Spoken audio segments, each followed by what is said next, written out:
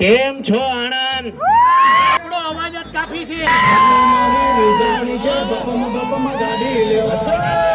Good morning guys. તો આજે 25 તારીખ થઈ છે અને કાલે મેં ખજૂરભાઈની સ્ટોરી જોઈ હતી જે આણંદ આવવાના છે, આપણે એમને જોવા આવ્યા છે.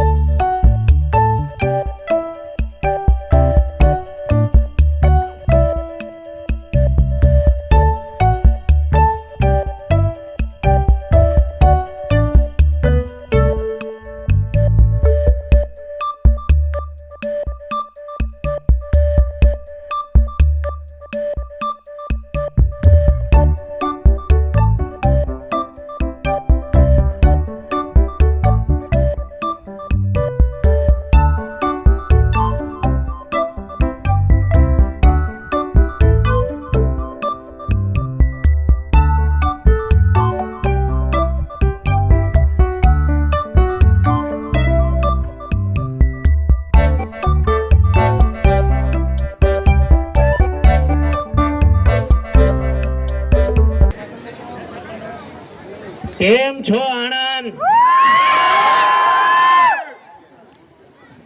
એલાવ જોરથી તો બોલો, કેમ છો?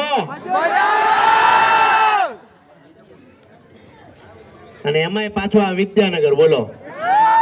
ઓહો, બીજી ખાસ વાત મારે કરવાની કે વિદ્યાનગર હોય કે આણંદ હોય, તમે અહીંયા આવો તો ખાલી હાથે ન જવાય. એનું કારણ છે કે ધુરંધરોની નગરી એટલે આણંદ અને વિદ્યાનગર.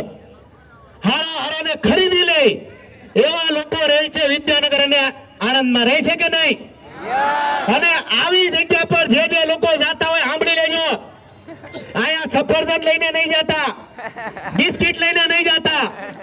આવી નગરીમાં તમે જાઓ તો તમારે જવું પડે.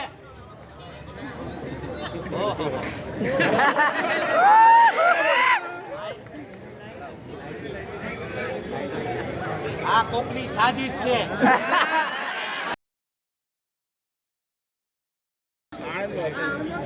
વિચાર કરો, વિદ્યાનગરમાં લાઈટ ગઈ પણ કાંઈ વાંધો નહીં, આપણો અવાજ જ કાફી છે.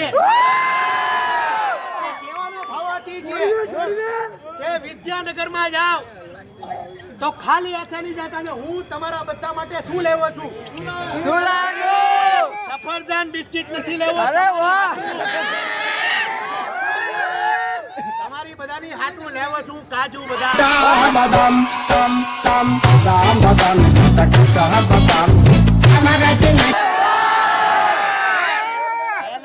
કરોડપતિની નગરી એટલે વિદ્યાનગર.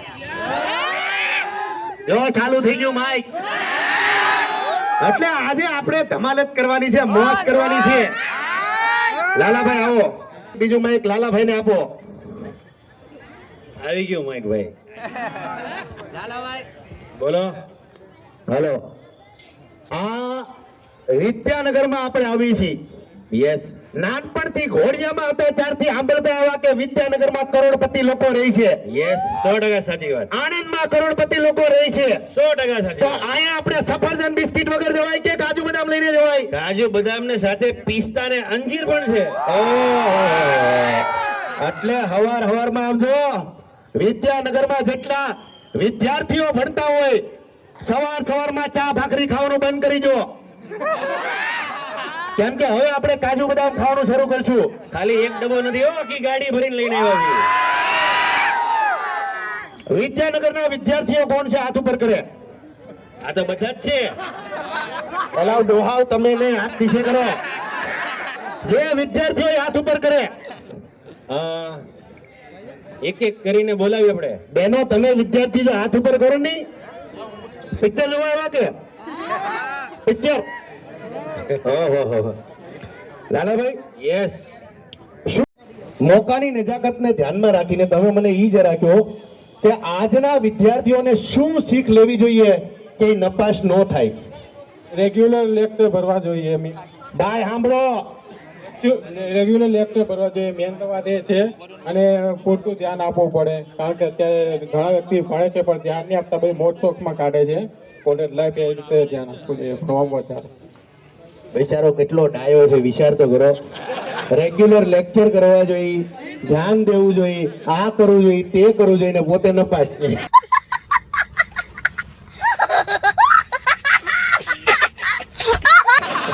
વિચાર કરો ખાલી. કોઈ ફેલ. I love you. આવી જા, ગળે મળી જા. ઓહો, આવી જા, તું નીચે આવી જા. હજી બીજા 4-5 લાલાભાઈ આ એન્કરને તો આપો યાર. એન્કર મે છે લાલાભાઈ. હા તો હવે બેન ને આ ભાઈ ને ભૂલી ગયા. બોલો એ જઈને જોઈ લે. વાહ વાહ લાલાભાઈ અને જીવનની અંદર મોજ કરતા રહેવાનું, ટેન્શન નહીં લેવાનું.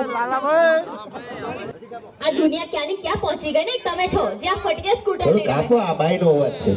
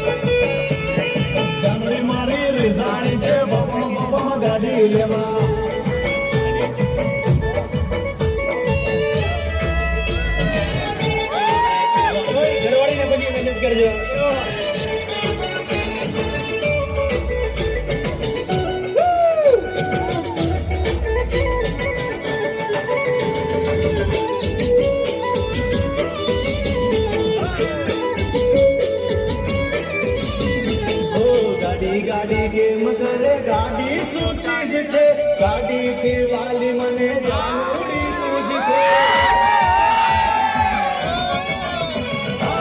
તું જાણું તારા પ્રેમનો દીવાનો પાગલ થઈને તારી પાછળ ફરવાનો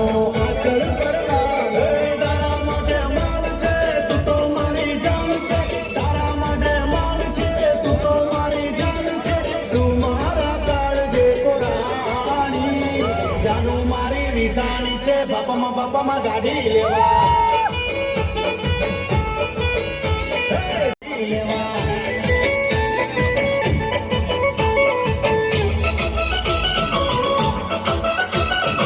સોંગ લોન્ચ થઈ રહ્યું છે.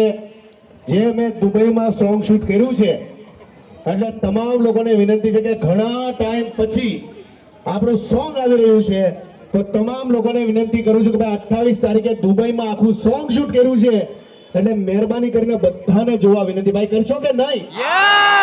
દેશી ગુજરાતી છું ગુજરાતી ગાતો હું ગાળા ગોગલ્સ પહેરીને ગાડીમાં ફરતો હું 28 તારીખે આખું વિદ્યાનગર તૂટી પડવું જોઈએ. મારા સોંગ પર સબસ્ક્રાઇબ કરી લેજો, લાઈક કરી લેજો અને કમેન્ટમાં લખજો વિદ્યાનગર ફ્રોમ કાજુ બદામ. કેમ છો ગાઈઝ? આજે અમે ખજૂરભાઈને મળ્યા ક્યાં ગુંડા બનેગા રે તું અને આજે પહેલી વાર એમને નજીકથી જોયા. બહુ જ પોઝિટિવ માણસ છે. તમે જો એમની બાજુમાં ઊભા રહો, આજે એમને પહેલી વાર સ્ટેજ પર અને હું નજીક હતો, મેં એવી રીતે જોયા અને મને બહુ જ સારું લાગ્યું. બહુ જ પોઝિટિવ માણસ છે. તમે એમની બાજુમાં જો એમની સામે પણ ઊભા રહો તો બધું જ ટેન્શન ભૂલી જાઓ. પૂરી ટીમ, તમને ખબર હશે કે એમણે 250+ ઘર બનાવ્યા છે. ચોક્કસ હું એમને ફરી વખત આવી રીતે મળીશ. મને બહુ જ મજા આવી એમને મળવાની અને ફરી ચાન્સ મળશે તો હું ફરી એક વખત મળવા જઈશ. જો તમને આ બ્લોગ ગમ્યો હોય તો લાઈક કરજો, સબસ્ક્રાઈબ કરજો. આ ચેનલ હજી નવી જ છે, બ્લોગ બનાવીશ આવી રીતે. Thank you.